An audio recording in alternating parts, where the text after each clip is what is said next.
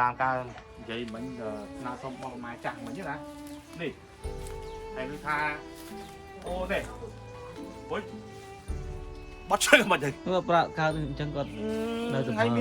ចាស់គេ មានហើយប៉ុន្តែអត់មានគ្រូ លទ្ធភាពធ្វើជាងធ្វើដំបូងគាត់បាទ អូបងប្អូនណៃ គាត់សំលុយណាស់ តែការតែការដៃ4ដើមនេះ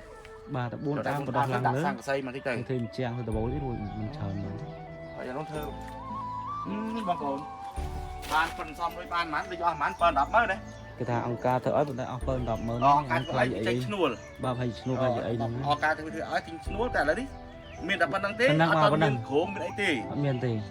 បាទឥឡូវនេះក៏សូមឲ្យជួយទៅដែរបងប្អូនបាទមើលបាទ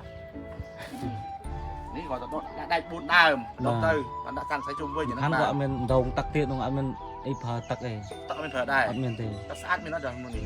ខ្ញុំអត់ដឹងតែលឺតែគាត់ទៅប្រើទៅផ្ទះគេអីចឹងទៅ អូបាទ ខ្ញុំចាំសួរគាត់ចាក់ស្ដាយមួយថែម បាទ